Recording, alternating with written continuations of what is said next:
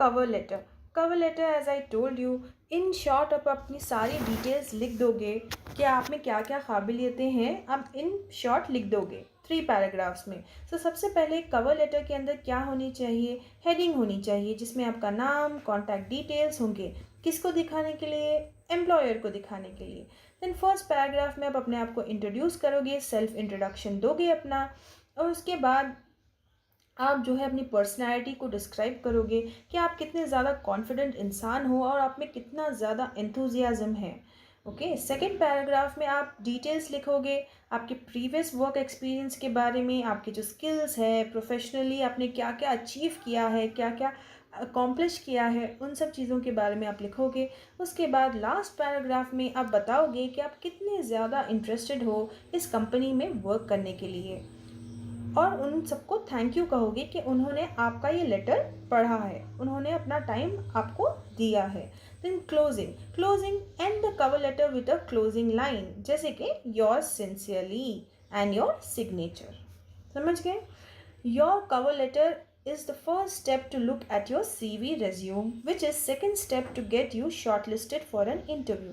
यानी कि कोई भी एम्प्लॉयर आपके सीवी को देखने से पहले आपका कवर लेटर चेकआउट करता है कि आपने कितनी अच्छी तरीके से अपनी काबिलियतों को इन शॉर्ट में लिखा है। So make sure you write a good cover letter.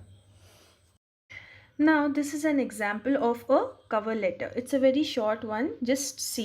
So the date is over here, then you are having from address, then to address, then salutation यानी कि dear sir। जो फ्रॉम एड्रेस होता है it is your address, and to address is the person to whom you are sending the address, and then comes your introductory paragraph. अब introductory paragraph में हम लिखेंगे कि मैंने आपका एडवर्टाइजमेंट देखा था डेक्कन क्रॉनिकल में, आपको वर्क सुपरवाइज़र की ज़रूरत थी और मैं इस पोजीशन के लिए अप्लाई करना चाहता हूँ या चाहती हूँ। The enclose resume list my qualification and gives full details about my experience. यानी कि मैंने जो रेज्यूम है वो एनक्लोज कर दिया है, यानी कि अपने रेज्यूम को अटैच कर दिया है जिसके अंदर मेरी सारी क्वालिफिकेशंस के बारे में है और सारी डिटेल्स हैं मेरे सारे एक्सपीरियंस के बारे में। ओके, सो ये हो गया आपका introductory paragraph. The second one you are going to write I am enthusiastic and hard working, comma, and I am looking for challenging task. मैं बहुत ज़्यादा चैलेंजिंग टास्क ढूंढ रहा हूँ और मैं बहुत ज़्यादा हार्ड वर्किंग हूँ।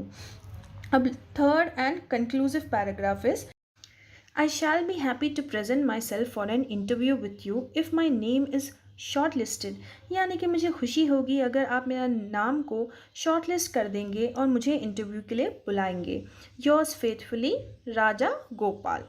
हमारा अगला टॉपिक है एसओपी। एसओपी यानी कि स्टेटमेंट ऑफ पर्पस। अब स्टेटमेंट ऑफ पर्पस जो है वो एक तरह का ऐसे होता है, ओके, जिसमें हम बताते हैं एक गेस्ट यानी कि एक समरी टाइप कि हम कौन हैं, हम क्या बनना चाहते हैं और हम कितने ज़्यादा रेडी हैं किसी भी कोर्स में आपके इंस्टीट्यूशन में एडमिशन लेने के लिए। ओके, तो आपकी लाइफ के बारे में होता है ये स्टेटमेंट ऑफ पर्पस। क्या चीज़ों ने आपको मोटिवेट किया है और फ्यूचर में आपका करियर क्या होगा। ओके, सो आपके जितने भी पास्ट इंसिडेंसेस होते हैं उन सबको हम डिस्कस करते हैं स्टेटमेंट ऑफ पर्पस में। अब बात ये है कि हमें क्यों और कहाँ पर ज़रूरत पड़ती है एसओपी की, यानी कि स्टेटमेंट ऑफ पर्पस की। अगर हम आगे पढ़ना चाहते हैं, जैसे कि हम 5 ईयर इंटीग्रेटेड प्रोग्राम में एडमिशन लेना चाहते हैं, for example 3 years bachelors and 2 years of masters किसी भी सेंट्रल यूनिवर्सिटी में या फिर किसी भी यूनिवर्सिटी में अब्रॉड में, जैसे कि Singapore, New Zealand, Europe, Australia, US, UK, तो ये सारी जगहों पर हमें अप्लाई करने के लिए, आगे पढ़ने के लिए हमें ज़रूरत होती है स्टेटमेंट ऑफ पर्पस की। ये स्टेटमेंट ऑफ पर्पस हमें अपने एडमिशन और एप्लीकेशन फॉर्म के साथ देना होता है जिस भी प्रोग्राम में हम लोग अप्लाई कर रहे हैं। फॉर एग्ज़ाम्पल हम एमबीए के लिए अप्लाई कर रहे हैं, ये एक तरह का मास्टर्स है, तो इसमें अप्लाई करने के लिए हमें एमबीए का एप्लीकेशन देना होगा और स्टेटमेंट ऑफ पर्पस देना होगा। अब कुछ यूनिवर्सिटीज़ जो हैं वो स्टूडेंट से कहती हैं कि आप एसओपी प्रोजेक्ट्स के लिए भी लिखिए, ओके, आपको एसेज लिखने होते हैं। और कुछ यूनिवर्सिटीज़ जो हैं वो एसओपी को क्वेश्चन बेस्ड रखती हैं, यानी कि क्वेश्चन आंसर इस तरह से। ओके, सो लेट अस सी कि जो एसओपी है वो कितना ज़्यादा डिफरेंट है एलओआर से। How SOP is different from LOR. LOR का मतलब होता है लेटर ऑफ रिकमेंडेशन। ये आपके कॉलेज के डीन या फिर प्रिंसिपल लिखते हैं एक ऑफिशियल लेटर की तरह कि वो आपको रिकमेंड कर रहे हैं as a candidate in someone else's company or college. Okay, whereas SOP is written by you and self attested, यानी कि SOP जो होता है वो खुद आप लिखते हो और इसे किसी भी अटेस्टेशन की ज़रूरत नहीं होती, वो सेल्फ अटेस्टेड होता है। चलिए अब SOP का स्ट्रक्चर देख लेते हैं। SOP जो है स्टेटमेंट ऑफ पर्पस, उसे हम 5 पैराग्राफ्स में लिखते हैं। ओके, 800 से 1000 वर्ड्स में। ये इसके होते हैं सिर्फ 5 पार्ट्स। पार्ट 1 में हम लिखते हैं कि हमारी कहानी क्या है, हम खुद को इंट्रोड्यूस करते हैं और हम बताते हैं कि कौन से प्रोग्राम में हम अप्लाई करना चाहते हैं और हमारी मोटिवेशन कहाँ से आई है हमें। देन पार्ट टू में हम लिखेंगे कि हमें क्या चीज़ इंस्पायर करती है और हमारा जो बैकग्राउंड है उसे हम समराइज़ करेंगे, इन शॉर्ट लिखेंगे और हमारी इंस्पिरेशंस लाइफ में कौन रही हैं या फिर रहा है एंड हमारे यूनिकनेस क्या है, यानी कि हमें अलग बात क्या है कि वो हमें एडमिशन दे दें।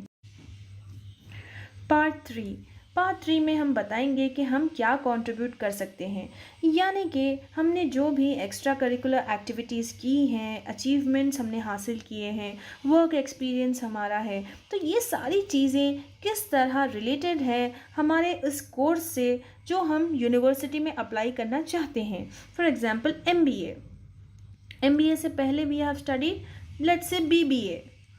तो BBA हमने पढ़ा है और BBA MBA से कैसा रिलेटेड है हम ये लिखेंगे पार्ट 3 में। या फिर हमारा कोई भी वर्क एक्सपीरियंस या फिर कोई भी अचीवमेंट जो है वो हमारे इस कोर्स से MBA से कैसे रिलेटेड है। देन पार्ट 4 में हम लिखेंगे कि हम क्या पढ़ना चाहते हैं इनकी यूनिवर्सिटी में। हम इलेबोरेट करेंगे कि कौन सी वो चीज़ थी जिसने हमें अट्रैक्ट कर दिया इनके इंस्टीट्यूशन की तरफ।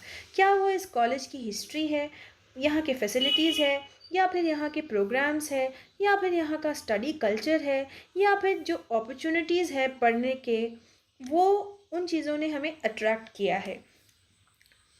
हम कुछ भी अच्छा लिखेंगे जिससे ऐसे रीजंस बन जाए कि वो हमें अपने कॉलेज में एडमिशन दे दें। देन पार्ट 4 में हम अपने अगले कदमों के बारे में लिखेंगे, यानी कि हम यहाँ पर ग्रेजुएशन करने के बाद, पोस्ट ग्रेजुएशन करने के बाद हम सोसाइटी की मदद कैसे करेंगे। ओके, हमारे short term and long term goals क्या हैं, इरादे क्या हैं, और इसके बाद हमारा करियर क्या होगा। Okay, and how studying here will help you in future, यानी कि यहाँ पढ़ कर आप फ्यूचर की मदद कैसे करोगे, यानी कि फ्यूचर में अपना कैसे देखोगे आप। And conclude by thanking the committee members for taking time to review your application, यानी कि आप सारे कमिटी मेंबर्स को थैंक यू कहोगे लास्ट में कि उन्होंने अपना कीमती समय आपको दिया और आपकी एप्लीकेशन को पढ़ा। SOP जब हम लिखते हैं तो उसके कुछ रूल्स होते हैं, जैसे कि हमें हमेशा एक्टिव वॉइस यूज़ करनी चाहिए, हमेशा अपने आप के बारे में पॉजिटिवली लिखना चाहिए, हमें जो भी इंफॉर्मेशन लिखते हैं वो क्रिस्प लिखनी चाहिए, यानी कि टू द पॉइंट, कंसाइज लिखनी चाहिए और क्लियर भाषा में लिखनी चाहिए, और हमारी जो ग्रामर है वो भी बहुत अच्छी होनी चाहिए।